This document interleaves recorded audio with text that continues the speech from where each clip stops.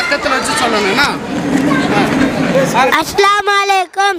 நான் எடுத்துக்கொண்ட தலைப்பின் பெயர் நற்செயலின் நன்மைகள், தொழுகையின் பலன்கள். சொர்க்கத்தின் திறவுகோல் தொழுகை ஆகும்.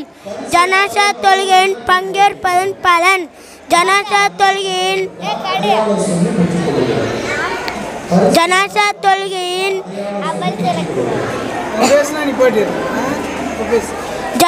தொழுகையின் ஈடுபட்டால் ஒரு உஹது மலை அளவு நன்மையும் அடக்கம் செய்யும் இடம் வரை சென்று அடக்கம் செய்து வந்தால் 2 உஹது மலை அளவு நன்மையும் கிடைக்கும். ஜக்காத் கொடுப்பதின் நன்மைகள். ஜக்காத் கொடுத்தால் நமது பொருள் பாதுகாக்கப்படும். தஸ்பீ ஓதுவதன் பலன்கள். தஸ்பீ ஓதுவதன் நன்மையாக சொர்க்கத்தில் நமக்காக ஒரு மரம் நடப்படுகிறது. தாயை பார்த்து சிரித்தலின் பலன்.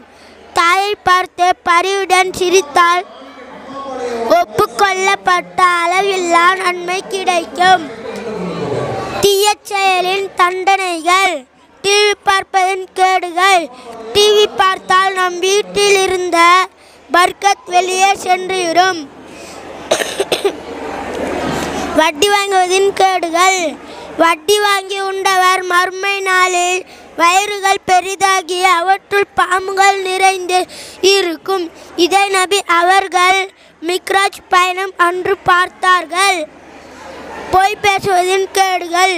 பொய் சொன்னால் மறுமை நாளில் இரும்பாலான கத்தியை கொண்டு அவனின் தாடை மற்றும் கண்களை பிடரி வரை வெட்டி கொண்டிருப்பார்கள். ஜக்காத் கொடுக்காவிட்டால்.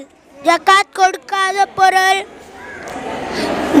கொடுக்காத பொருள் மறுமையில் பாம்பாக மாறி கழுத்தை சுற்றி அதன் பற்களால் தாடைகளை கடித்து நான் தான் நீ சேகரித்த பொருள் என்று கூறும். கோல் சொல்வதும் உறவை முறிப்பதும். கோல் சொல்வதிலும் உறவை முறிப்பதிலும் சுவானம் நுழைய மாட்டான். மறுமையில் கொடிய முடிவும் ஏற்படும். அஸ்ஸலாமு அலைக்கும்.